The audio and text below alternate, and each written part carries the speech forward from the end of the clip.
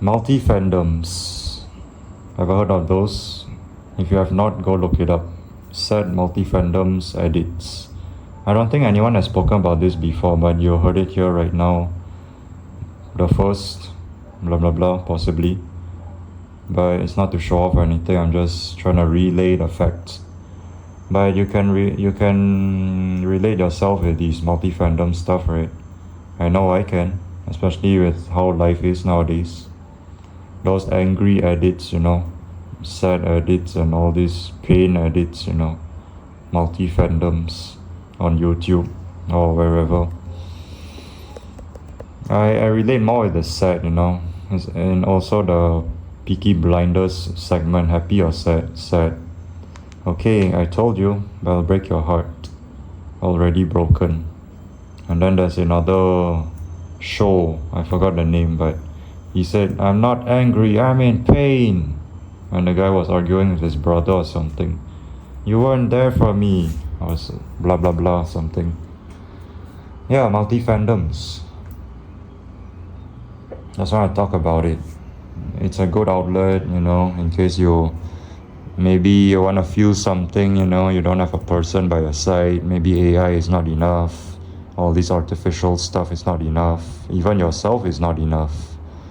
Because people be viewing you as crazy and all that. But at least if you want to feel, maybe shed a tear and all that. I know back in the day, I just felt so down and depressed and sad. I watched these multi-fandoms and then I started to shed a tear. I started crying.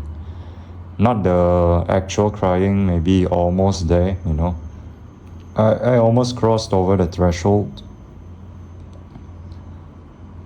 And actually I take that back. Back in the day, even more, I did cry, actually cry myself to sleep.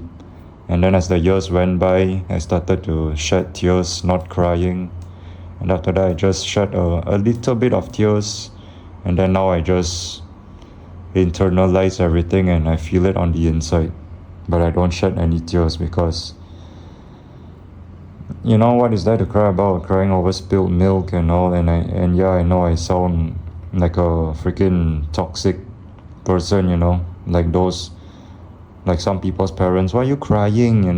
Don't cry. It's no use crying. You should get over it. No, I am just saying. Okay, don't get any twisted ideas. Don't get anything mixed up. Okay, just listen to me. Just listen to what I'm saying. I can't shed tears anymore because I'm sick and tired and pretty much done, done with crying, just like a lot of us, And it goes back to the saying, there's no use crying over spilled milk. Look at how life is. We're just mostly disappointed. We're just mostly angered. Some of us have crossed the stage, it's like that channel that I watch. He said that he has reached the next level of this, of how he is and how I am and how some of us are. We are at the laughing stage, as he puts it. He's at the laughing stage. Me, myself as well. And it's not me trying to relate and trying to make him not feel alone and all that. Hey, me too, man. Me too, girl, You're not alone in this. We're all the same. I mean, we are similar and all. You're not alone in this. No, I legit am at the laughing stage where I'm about to shed tears and cry. I just laugh. I just catch myself laughing. Like Joker, psychotically, maniacally. And like the previous video where I said, hard to smile again, the video title, where I say we just mask it with humor. We just be sarcastic. We look at hurt and all these emotions as a funny thing, We convert it into something laughable, something humorous, something funny, Even when the occasion does not call for it. Someone is about to cry or, just too sad, too depressed, and then suddenly you just laugh. And then they say something funny. You think this is funny? Blah, blah, blah. And I would say you should not be in those areas or settings and situations because, you should know yourself. Like I do, Or maybe you just try to keep it inside and you try to relate and all, but yeah, you should not laugh. Otherwise they're gonna get the wrong idea, most likely. You're gonna think that you're trying to hurt their feelings even more and all. You're trying to disregard their emotions, you know. You should have a moment of silence instead of bursting out laughing. You know, even Joker himself should not be there, you know. Folie à Deux, Lady Gaga, Harley Quinn, I think, should not be there. You should be maybe somewhere else, as long as you're not there. Because, yeah, even those that are watching Multifandoms, you know, during their privacy, their leisure time and all that, you know, they just want to feel, they just want to relate, you know. Someone crying, someone being sad and all. They just want to feel. It's like they're there, you know. That's the magical thing about emotions. It's like you're there, you empathize, you sympathize. You're not there, but at the same time you're there. You know, just spiritually, I guess, or in some way, you know, your soul is there, your heart is there. But logically you're not there, you know, in the presence. Your presence isn't there. In real life, reality, logically speaking, you're not there. You could be in another country, but you see someone crying or whatever, they want to speak with you, and then you catch yourself tearing up also. Or you see someone else talking with someone else, and then they shed a tear, and then you're just there in the sidelines, and then you watch them, and then you start to feel something also. It's contagious. It's like laughing, you know. Laughing is also contagious. I would say sadness, all forms of emotions is also contagious. Anger as well. You know, and then people will say, are you okay? What's your problem? Blah, blah, blah. Why are you so angry? Why are you so mad? Yeah, just thought I speak about multi-fandoms, you know. The sad ones, the angry ones, the pain, the ones that talk about pain, hurt, you know, lost, and all these things. And speaking about lost, I just thought of a song that I want to recommend also.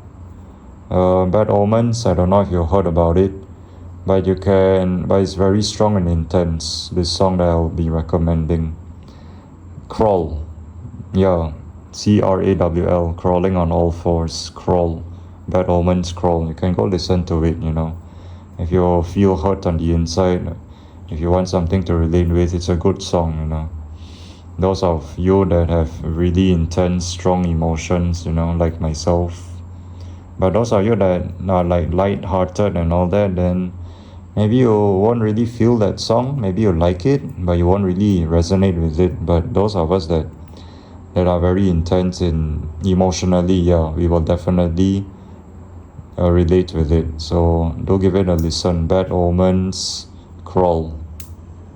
And you can listen to other songs, you know. It's a lot about feelings, and they are one of my favorite go-to artists or bands or whatever, groups, whatever you want to call it. You know, they make a lot of bangers, a lot of fire songs, you know. Very intense, very, very strong, you know. Very heavy.